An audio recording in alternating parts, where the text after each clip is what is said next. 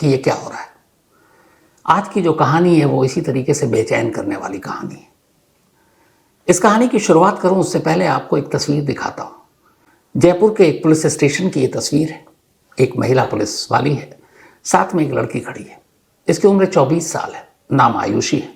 कानून की पढ़ाई कर रही है, यानी LLB। करोड़पति घराने से है, जमीन की कीमत ही करोड़ों में होगी। फादर राजस्थान हाईकोर्ट में मतलब क्लर्क की नौकरी करते थे। मां भी राजस्थान अब हाईकोर्ट में है।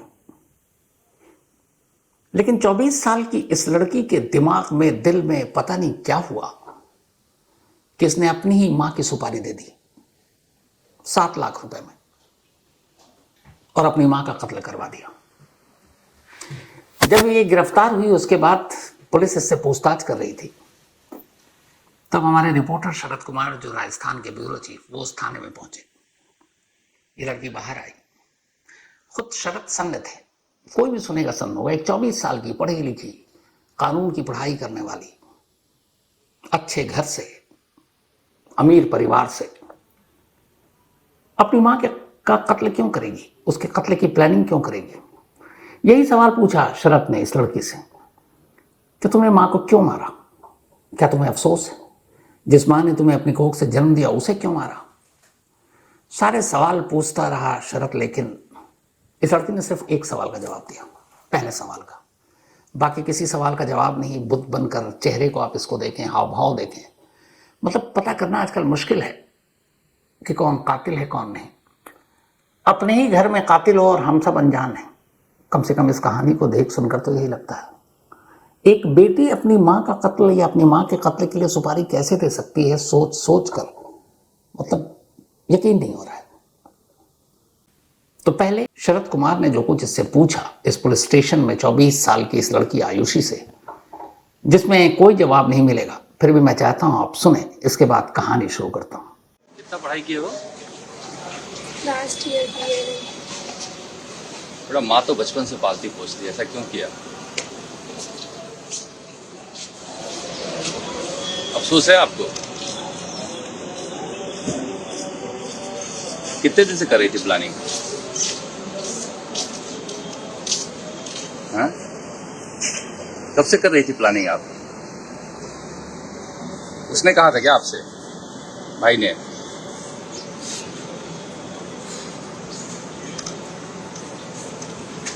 आपको डर नहीं लगा कि पकड़ा जाऊंगा? आयुषी, आपसे बात कर रहा हूं मैं। अकेले क्यों रहती थी आप?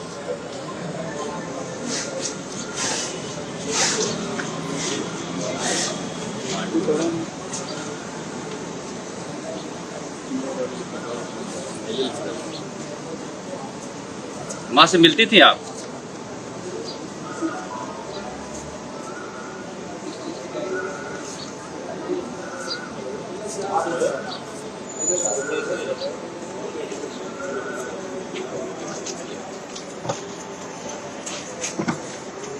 वहाँ रहने खर्चा वर्चा कौन देता था? माँ ही देती थी ना?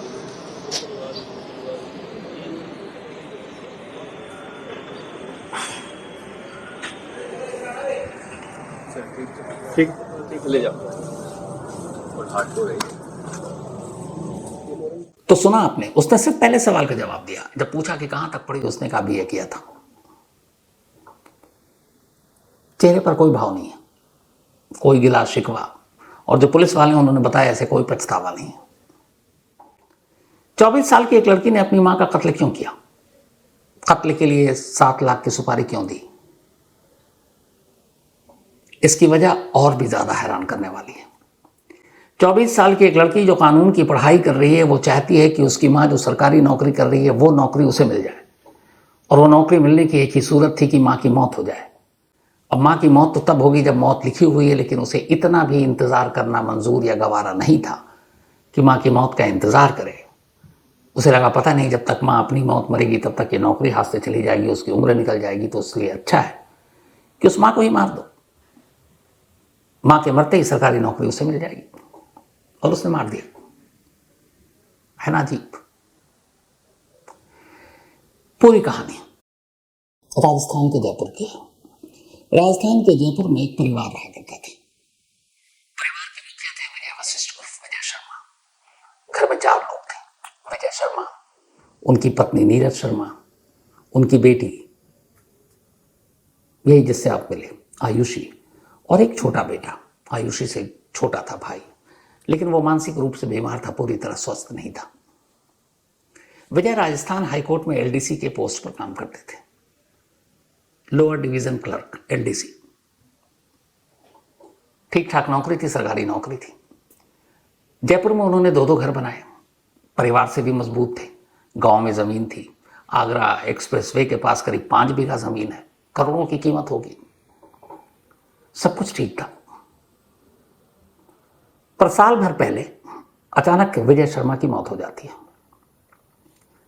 अब जब मौत हुई तो यह हुआ कि उनकी जगह पे अनुकंपा पे, जब किसी खास सिचुएशन में अगर किसी सरकारी नौकर की मौत हो जाती है तो उसकी जगह उसके करीबी रिश्तेदारों को नौकरी दी जाती है एक। तो विजय शर्मा की 1 साल पहले मौत हो गई। उस वक्त जस्ट आयुषी ने 12वीं पास किया था। अब यह हुआ कि एक परिवार के मेंबर को नौकरी करनी है, तो आयुषी ने कहा कि पापा की जगह यह नौकरी मैं करूंगी। माँ ने कहा ठीक, हर माँ चाहेगी उसके बच्चे फले फूले, अच्छी नौकरी करें। माँ ने कहा बेटा तुम कर लो। लेकिन आयुषी के मामा यानी कि नीरज शर्मा के भाई ने कहा कि बहन, तुम्हारे सामने अभी पूरी जिंदगी पड़ी है। एक बेटा है जो पूरी तरह स्वस्थ नहीं है, मानसिक रूप से बीमार है, शायद पूरी जिंदगी तुम्हें इसकी देखभाल करनी पड़ेगी। कल को आयुषी की शादी हो जाएगी, वो अलग घर में चली जाएगी, फिर तुम्हारा क्या होगा? तो अक्लमंदी इसी में है कि तुम अपने पति की जगह वो सरकारी नौकरी कर लो, तुम अनुकंपा में वो नौकरी ले लो, कम से कम सब कुछ ठीक चलता रहेगा। और फिर बेटी को खूब पढ़ाओ लिखाओ, और काबिल है बिटिया, पढ़ लिख कर अपने दम पर वो कोई सरकारी नौकरी हासिल कर लेगी। नीरज शर्मा को यह बात सही लगी भाई की। उन्होंने कहा आप ठीक कह रहे हैं भाई। तो अब नीरज शर्मा ने कहा कि ठीक है, पति की जगह मैं राजस्थान हाईकोर्ट में एलडीसी की नौकरी करूंगी। अनुकंपा पे वो नौकरी उन्हें मिल गई। जिस दिन उन्होंने नौकरी ज्वाइन की, उसी दिन से माँ और बेटी की दुश्मनी की कहानी शुरू हो गई। आयुषी को लगा कि उसकी माँ ने उसका हक मान लिया। पापा की मौत के बाद पापा की नौकरी की हकदार वो थी, ना कि उसकी माँ। सरकारी नौकरी इतनी आसानी से नहीं मिलती है, पता नहीं उसके दिमाग में कहां से घुस गया। वो अपनी माँ को दुश्मन मानने लगी कि जो नौकरी उसका हक था वो उसकी माँ ने ले लिया। अब माँ बेटी में अनबन शुरू हो गई। माँ को लगा कि चलो बच्ची है, समझाएंगे, मना लेंगे। उन्होंने कहा बेटा पढ़ाई पे ध्यान दे, एलएलबी कर, फिर तुझे जो करना है एग्जाम में बैठ, कॉम्पिटिटिव एग्जाम में बैठ, जज बन जाना, सारी मदद करेंगे। तो पढ़ लिख के अपने आप अपनी काबिलियत के दम पर तो नौकरी हासिल करेगी। लेकिन आयुषी को शॉर्टकट चाहिए था। माँ की बातें या समझाने का कोई असर नहीं हुआ। हालत ये हो गई कि अब वो माँ का चेहरा भी देखना नहीं चाहती थी। इसी साल जनवरी में उसने अपनी माँ और भाई को छोड़ दिया, और उसके पिता ने जयपुर में जो 2 घर बना रखे थे वो पहले वाले घर, पुराने वाले घर में जाकर शिफ्ट हो गई। जो नया घर था उसमें माँ और बेटे रह रहे हैं। पुराने घर के पास ही आयुषी के ताऊ और उनका परिवार रहता था। अब वो अकेली उस घर में रह रही है। कभी कभार माँ को फोन कर लेती, माँ कोशिश करती, माँ समझाती, फिर माँ को लगता बेटी लौट आएगी। पर बेटी के दिमाग में कुछ और चल रहा था। सोचते सोचते बेटी ने कहा कि अगर पापा के मरने के बाद पापा की नौकरी माँ को मिल सकती है, तो माँ के मरने के बाद तो फिर मुझे ही मिलेगी, क्योंकि भाई तो इस लायक है नहीं, मानसिक रूप से बीमार है। और दूसरा, फिर सारी प्रॉपर्टी, सारे घर, सारी जमीन भी मुझे मिल जाएगी। तो माँ को मार देते हैं। ये बात उसके दिमाग में घर कर गई। अकेले हिम्मत नहीं हुई मारने की। तो उसने सोचा अब क्या करें। बड़ा उसने सोचा, सर्च किया, जो आजकल की जनरेशन करती रहती है। फिर लगा कि नहीं, बिना किसी को साजिश में शामिल किए भी काम पूरा नहीं होगा। बराबर में उसके ताऊ और ताऊ का परिवार रहता था। ताऊ का एक बेटा बलराम, उससे उसकी ठीक ठाक बनती थी। उसने एक दिन बलराम से कहा कि भाई मैं अपनी माँ को मारना चाहती हूँ, मुझे माँ की नौकरी चाहिए किसी भी कीमत पर। उसने उसे पहले समझाया, फिर उसने कहा देख मदद करनी है तो बता। उसने कहा अच्छा तू मारेगी तुझे नौकरी मिलेगी, मुझे क्या मिलेगा। उसने कहा जो आगरा एक्सप्रेसवे के करीब 5 बीघा जमीन है जिसकी कीमत करोड़ों में है, वो पूरी 5 बीघा जमीन तुझे दे देंगे, मुझे जयपुर के दोनों घर मिल जाएंगे, बाकी जो बैंक में वो होगा, और सबसे बड़ी जो मेरी जिद है वो नौकरी मुझे मिल जाएगी और उसके लिए मैं कुछ करूंगी। बलराम को लगा कि ये सच कह रही है। बलराम ने अपने पिता से बात की, यानी आयुषी के ताऊ से, मोहनलाल, और कहा ऐसे ऐसे वो कह रही है। मोहनलाल आयुषी से बात करते हैं, तुम क्या कह रही हो? उसने कहा हाँ। उसने कहा तुम सही में 5 बीघा जमीन दे दोगे? उसने कहा अगर आप लोग मदद करेंगे। अब ताऊ और कजन भी इस साजिश में शामिल हो गए। उन्होंने कहा ठीक है, ये वो मारेंगे कैसे? तो उसमें यह भी था कि मौत ऐसी हो कि कत्ल न लगे, एक्सीडेंट लगे, क्योंकि कत्ल लगा तो फिर सरकारी नौकरी मिलेगी नहीं मां की जगह, तो क्लीन डेथ होनी चाहिए। इसके बाद तीनों मिलकर अब साजिश रचना शुरू करते हैं और आखिर में तीनों एक ही राय पर पहुंचते हैं, और वो ये कि मां को रोड एक्सीडेंट में मार दिया जाए। सबको लगेगा कि एक सड़क हादसा है, लेकिन असल में वो इन तीनों की प्लानिंग का एक हिस्सा होगा, यानी कत्ल। अब तीनों राजी। इसके बाद ताऊ और उसके बेटे अपने गांव जाते हैं भरतपुर। वहां उनके जानने वाले 2 रिश्तेदार 4 लड़कों को तैयार करते हैं और कहते हैं कि एक गाड़ी से एक महिला को उड़ाना है। अब कुल 7 लोग इस साजिश में शामिल हो गए। उन 4 लड़कों को सुपारी किलर के तौर पर हायर किया गया। कुल 7 लाख रुपए दिए गए। इसके बाद पहले एक थार गाड़ी का इंतजाम किया गया कि थार गाड़ी से उड़ा देंगे। उससे पहले घर की पूरी रेकी शुरू हुई कि नीरज शर्मा कब कूद जाती हैं, कब लौटती हैं, बेटे को कब डॉक्टर के पास ले जाती हैं, क्योंकि उन्हें ले जाना होता था। महीने भर रेकी चली। फिर एक रोज रेकी के बाद जब ये लोग हो गए कि हाँ सब सही है, थार लेकर पहुंच गए घर के बाहर। घर के बाहर चौड़ी सड़क है, हाईवे टाइप। लेकिन उस दिन इत्तेफाक से जब नीरज शर्मा गुजर रही थी तब उन्हें मौका नहीं मिला, क्योंकि कुछ और गाड़ी, कुछ और लोग आ गए। नीरज शर्मा बच गए, पर गाड़ी बहुत तेजी से उनके करीब से निकली। वो डर गई। जिस तरीके से गाड़ी निकली तो उन्हें लग गया कि कोई उन्हें मारना चाहता है। नीरज शर्मा इतना डर गए कि इसके बाद छुट्टी लेकर वो अपने आप को उन्होंने घर में बंद कर लिया। घर के बाहर जालियां लगा दी, 5-5 सीसीटीवी कैमरे लगा दिए। अब वो घर के बाहर ही नहीं निकल रही, सामान भी ऑनलाइन मंगा रही हैं। अब आयुषी इधर बेचैन है, माँ घर से बाहर नहीं निकल रही है, माँ को जल्द से जल्द मारना है, जल्द से जल्द नौकरी पानी है, क्या करे? फिर उसने दूसरा रास्ता अपनाया। अब उसने माँ के घर के अंदर नींबू, मिर्च, पत्थर अलग अलग लोगों से मास्क पहन के जाते फेंकवाना शुरू किया, क्योंकि उन्हें पता था सीसीटीवी कैमरा लगा हुआ है, ताकि माँ डर जाए टोना टोटका और इस वजह से बाहर आए, कोई तांत्रिक वांत्रिक के पास जाए। पर माँ बाहर नहीं आ रही थी। काफी दिन बीत गए। अब इन्होंने एक दूसरी गाड़ी खरीदी, एक दूसरी मोटर कार, स्कॉर्पियो।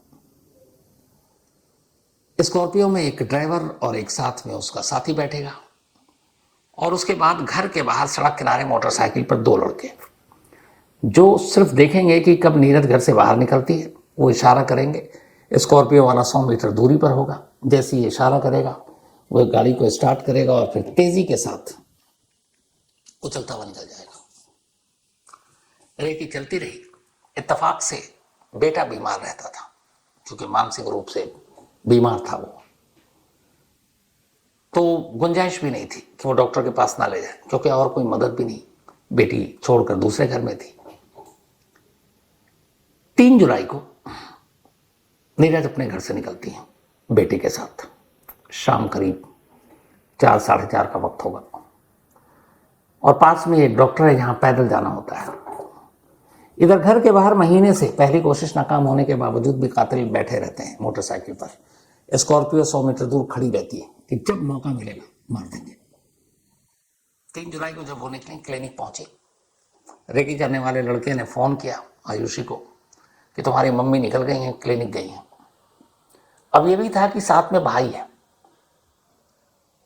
कहीं भाई भी ना मारा जाए। आयुषी ने प्लान बनाया। जैसे ही उस लड़के ने बताया जो रेकी कर रहा था कि माँ तुम्हारी क्लिनिक में है, उसने अपनी माँ को फोन किया, कहा माँ मुझे बहुत अर्जेंट आपसे बात करनी है, आप 5 मिनट के लिए घर आ सकती हो? माँ ने कहा कि बेटा मैं तो उसको लेकर आई हूँ भाई को दिखाने।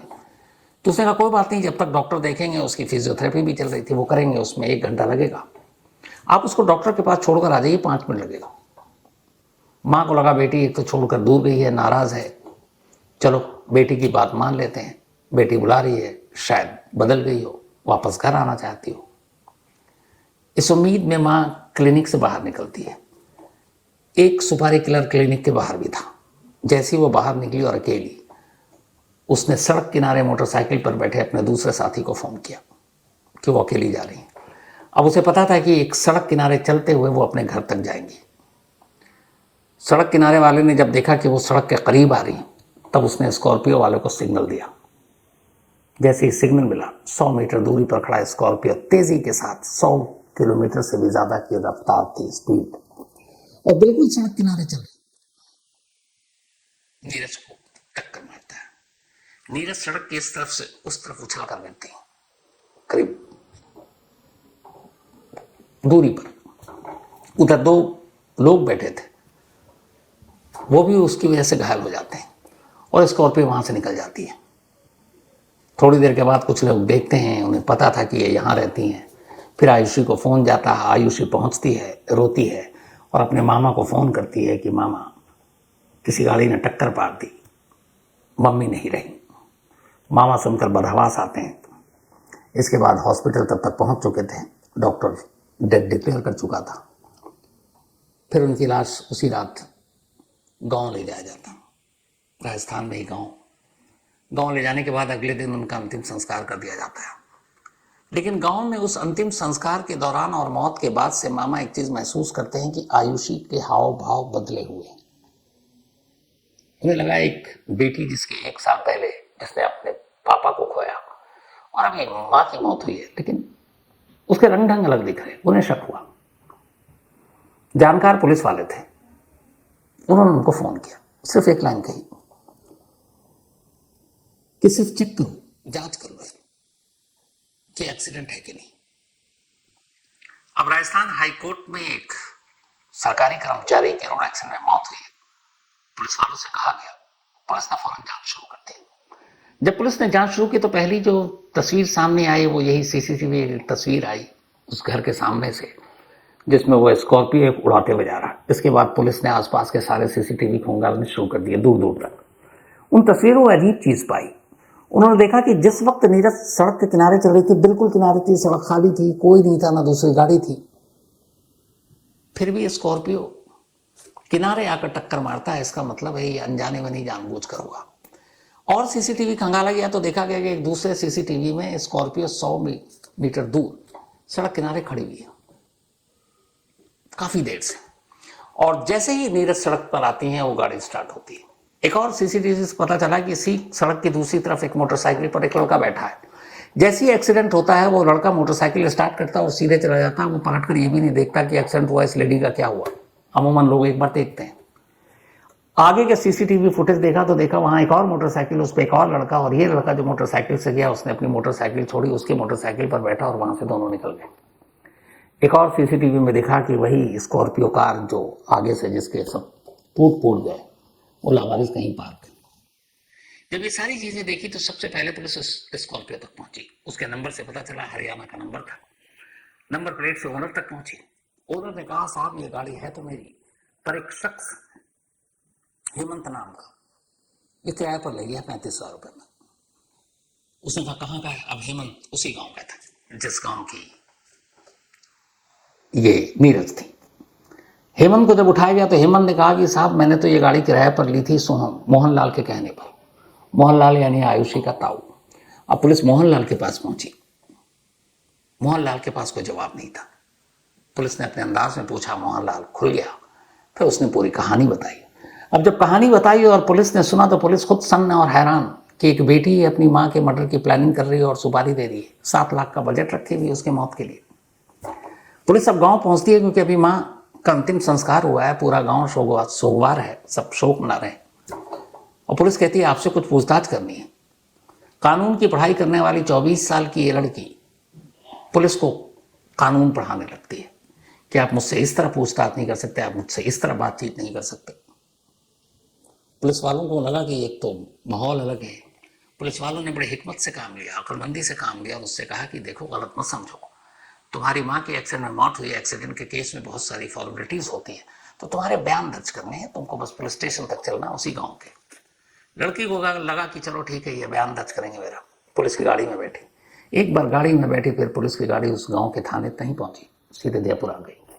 जयपुर में लाने के बाद अब वो पहले तो शोर मचाने लगी, आपने क्या किया, क्यों नहीं आया, उसके तेवर ही अलग थे। फिर पुलिस ने ना रुको, उसके बाद उसे दूसरे कमरे में ले गई। तब तक ताऊ का के 4 सुपारी किलर, वो स्कॉर्पियो गाड़ी थाने में थी, सीसीटीवी के फुटेज पुलिस वालों के सामने, सबको जब एक साथ दिखाया, उसके तेवर कम हो गए। फिर पुलिस ने कहा अब तुम कबूल कर लो, और तब आयुषी ने कबूल किया कि उसे किसी भी कीमत पर अपनी मां की वो सरकारी नौकरी चाहिए थी और इसके लिए वो कुछ भी कर सकते थे, और इसलिए उसने अपनी मां को मार डाला। और ये उसी थाने की तस्वीर है जिससे वो बाहर आई थी और फिर अंदर गई। इस कहानी को खत्म करने से पहले मैं चाहता हूं कि इस कहानी का खात्मा आयुषी की इसी तस्वीर से करो। बस इसे देखिए, गौर से देखिए, देखते जाइए और सोचिए। एक बेटी एक अदद सरकारी नौकरी के लिए उस कोख और गोद को भी भूल गई जिससे उसने जन्म लिया, और वो गोद जिसमें पहली उसकी बार दुनिया देखी उसने बैठकर एक अदद नौकरी के लिए। ये वो आयुषी, मंगेतर, पति, पत्नी, न जाने क्या क्या, और अब बेटी के हाथों एक मां का कत्ल। मैंने पहले भी कहीं कहा, आज फिर कह रहा हूं, जितना सोचना है सोच लीजिए और सिर्फ एक सवाल का जवाब आप मुझे दीजिए। एक रिश्ता बता दीजिए जिसके साथ जुर्म ना हुआ, सिर्फ एक रिश्ता। अगर याद आए तो मुझे बताइएगा जरूर। तो इस कहानी में इतना ही। अब आपसे मिलेंगे कल रात 9 बजे किसी नई कहानी के साथ। तब तक अपना और अपनों का ख्याल रखिएगा। Thank you very much.